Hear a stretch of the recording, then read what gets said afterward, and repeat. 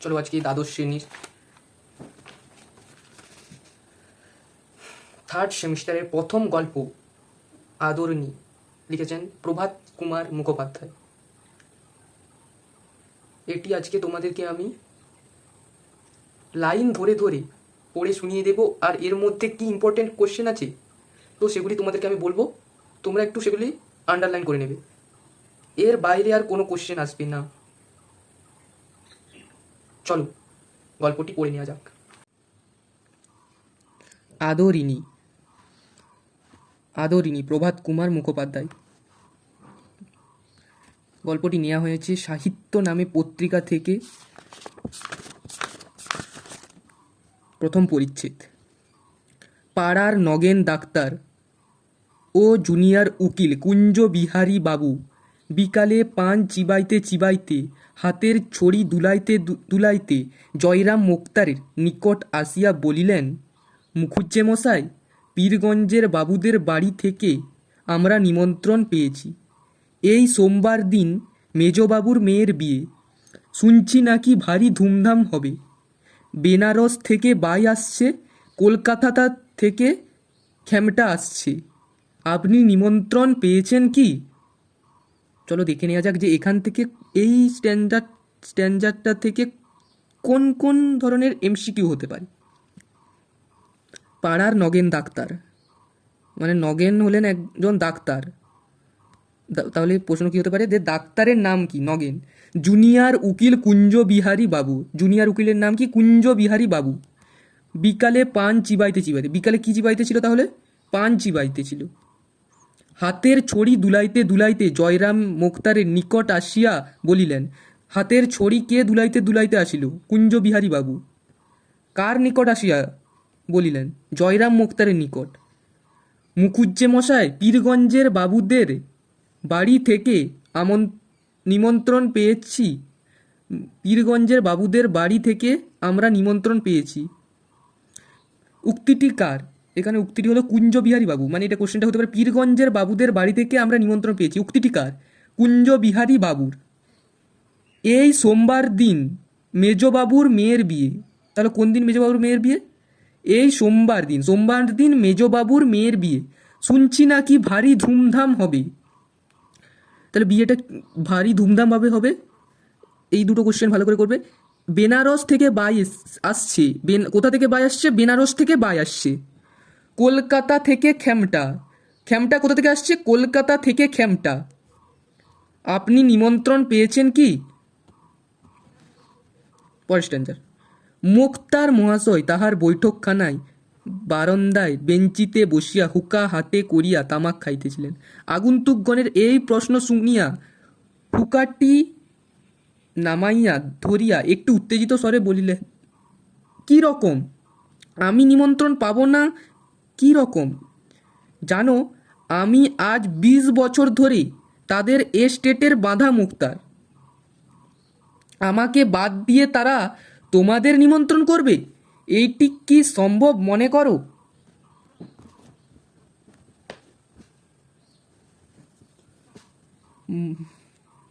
তাহলে মুক্তার মহাশয় কোথায় বসেছিলেন? বারান্দায় বসেছিলেন। কিসের উপর বসেছিলেন? বেঞ্চিতে। হুকা হুকা হাতে করে কি খাইতেছিলেন? তামাক খাইতেছিলেন। মানে আমি আজ 20 বছর ধরে তাদের এস্টেটের বাঁধা মুক্তার, মানে কত বছর ধরে? তাহলে কত বছর ধরে এস্টেটের বাঁধা মুক্তার? 20 বছর ধরে। আমাকে বাদ দিয়ে তারা নিমন্ত্রণ করবে? এটি কি সম্ভব? আমাকে বাদ দিয়ে তারা তোমাদের নিমন্ত্রণ করবে? উক্তিটি কার? জয়রাম মুক্তারের। এরকমও কোশ্চেন হতো, উক্তিটি কার? জয়রাম মুখোপাধ্যায় ইহারা বেশ চিনিতেন, সকলেই চিনে। অতি অল্প কারণে তাহার তীব্র অভিমান উপস্থিত হয়, অথচ হৃদয়খানি স্নেহে বন্ধু বাৎসল্যে কুসুমের মতো কোমল। ইহা যে তাহার সঙ্গে কিছুদিনও ব্যবহার করিয়াছে সেই জানিয়াছে। উকিলবাবু তাড়াতাড়ি বলিলেন, না না, সে কথা নয়, সে কথা নয়। আপনি রাগ করলেন মুখুজ্জে মশাই, আমরা কি সেভাবে বলছি? এ জেলার মধ্যে এমন কে বিষয়ী লোক আছে যে আপনার কাছ থেকে উপকৃত নয়? আপনার খাতির না করে আমাদের জিজ্ঞাসা করবার তাৎপর্য এই ছিল যে আপনি সে দিন পীরগঞ্জে যাবেন কি। এখান থেকে কিছু ইম্পর্টেন্টগুলো বলে দিচ্ছি। জয়রাম মুখোপাধ্যায় ইহারা বেশ চিনিতেন, সকলেই চিনে। তার হৃদয়খানি কেমন, স্নেহে বন্ধু বাৎসল্যে কুসুমের মতো কম, এটা আন্ডারলাইন করবে। ইহা যে না না সে কথা নয়, সে কথা নয়, উক্তিটি কার? উকিল বাবু। তাহলে উকিলটা কে ছিল? উকিলটা ছিলেন জুনিয়র উকিল কুঞ্জ বিহারী।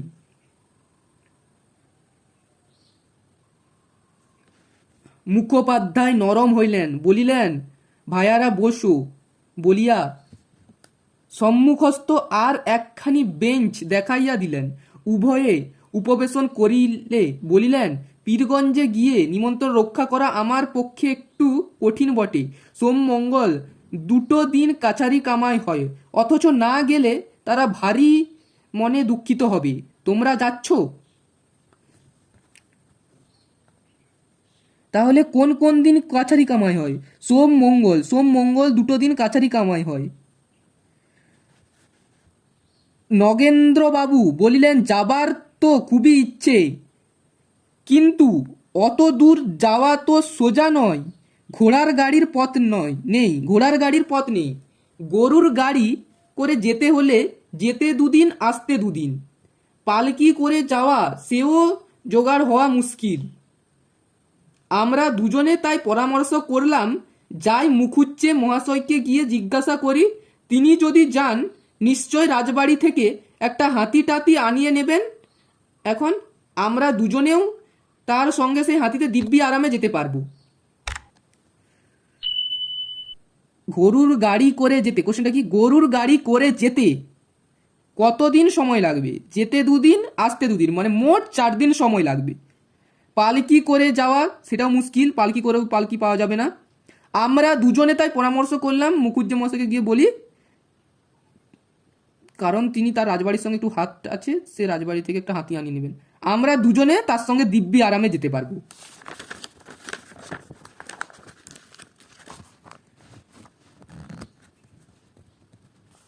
মোক্তার মহাশয় স্মিত মুখে বলিলেন, এই কথা তার জন্য আর ভাবনা কি ভাই? মহারাজ নরেশচন্দ্র তো আমার আজকের মক্কেল নয়, ওর বাপের আমল থেকে আমি ওদের মোক্তার। আমি কাল সকালেই রাজবাড়িতে চিঠি লিখে পাঠাচ্ছি, সন্ধে নাগাদ হাতি এসে যাবে। এখন মহারাজ নরেশচন্দ্র, মানে মহারাজ নরেশচন্দ্র তার আজকালের মক্কেল নন, তার বাবার আমল থেকে জয়রাম মুখোপাধ্যায় তাদের মুক্তারি করছেন। সকালে লিখে পাঠালে, মানে তার বিশ্বাস যে সে সকালে লিখে পাঠালে সন্ধ্যে নাগাদ হাতি এসে যাবে। কুঞ্জবাবু বলিলেন, দেখলে হে ডাক্তার, আমি তো বলেই ছিলাম, অত ভাবছো কেন? মুখুজ্জে মহাশয়ের কাছে গেলেই একটা উপায় হয়ে যাবে। দেখলে হে ডাক্তার, আমি তো বলেই ছিলাম, অত ভাবছো কেন? উক্তিটি কার? কুঞ্জবাবু, কুঞ্জবাবু, কুঞ্জবাবু। এটা ভালোভাবে মনে রাখবে, উক্তিগুলো মনে রাখবে ভালো করে। দেখলে হে ডাক্তার, আমি তো বলেই ছিলাম, অত ভাবছো কেন? কুঞ্জবাবু বললেন, মুখুজ্জে মহাশয়ের কাছে গেলেই একটা উপায় হয়ে যাবে। তা মুখুজ্জে মশাই, আপনাকেও কিন্তু আমাদের সঙ্গে যেতে হবে, না গেলে ছাড়ছি নে। যাবো বই কি ভাইয়া, আমিও যাব, তবে আমার তো ভাই খেমটা শোনবার বয়স নেই। তাহলে কার খেমটা শোনবার বয়স নেই? জয়রাম মুক্তারের। জয়রাম মুক্তারের খেমটা শোনবার বয়স নেই। তোমরা শুনো, আমি মাথায় এক পগগ বেঁধে একটি থেলো হুঁকো হাতে করে লোকজনের অভ্যর্থনা করব।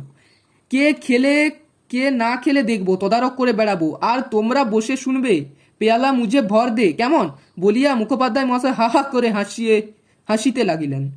পগগ মানে পাগড়ি, এক ধরনের পাগড়ি। থেলো, তার খেমটা শুনবার বয়স নেই, তার খেমটা শুনবে না, কে খেলো না খেলো সেটা তদারক করে বেড়াবে। আর কুঞ্জবাবু আর নগেন ডাক্তার, তারা তাদেরকে সে পেয়ালা মুজে ভর দে গানটি শুনতে বসে শুনবেন। বলিয়া মুখোপাধ্যায় মহাশয় হা হা করে হাসিতে লাগিলেন। পরের পরিচ্ছেদগুলো আমি নেক্সট ভিডিওতে বলবো। ভিডিওটা যদি ভালো লাগে একটি লাইক, শেয়ার এবং কমেন্ট করবেন, আর ভালো লাগলে চ্যানেলটি সাবস্ক্রাইব করে যাবেন। দেখা হবে নেক্সট ভিডিওতে। আজকের জন্য এখানেই, ধন্যবাদ।